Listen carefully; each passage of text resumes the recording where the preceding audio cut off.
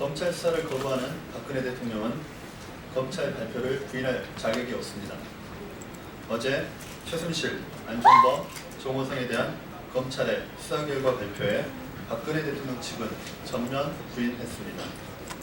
반박할 내용이 있으면 대통령은 검찰에 출석해 본인의 의견을 피력했어야 합니다.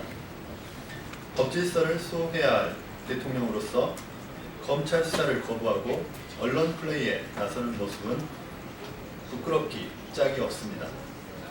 더욱이 이 언론 플레이에는 청와대가 동원되고 있습니다.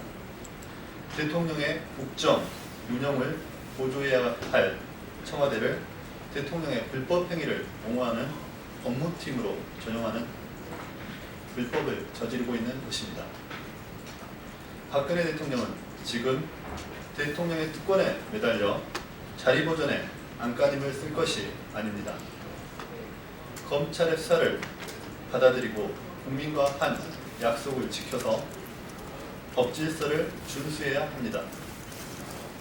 또한 청와대가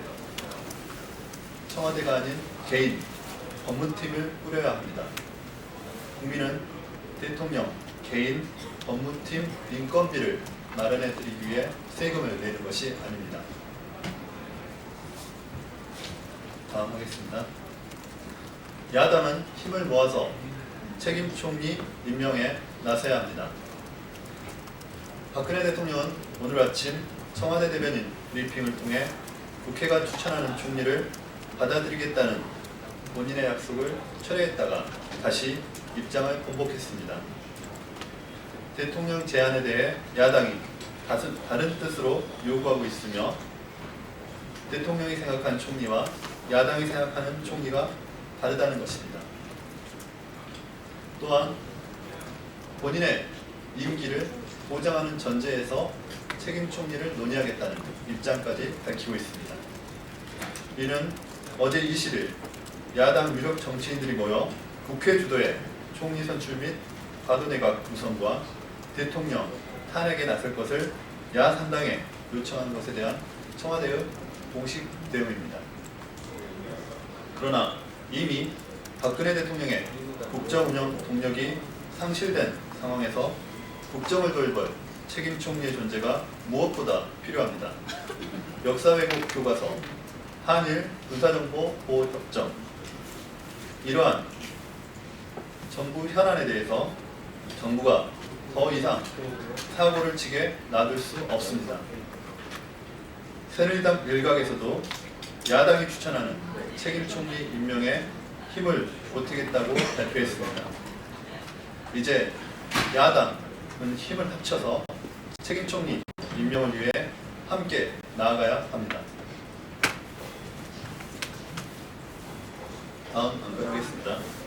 박근혜 대통령을 위해 자신의 양심을 제물로 바친 김진태 의원. 검찰은 조직을 보호하기 위해 대통령을 제물로 바쳤다. 검찰의 최순실, 안종범, 정호성 수사 발표에 대한 김진태 의원의 막말입니다. 김진태 의원이야말로 박근혜 대통령을 위해 자신의 양심을 제물로 바쳤습니다. 대한민국은 법치주의 국가입니다.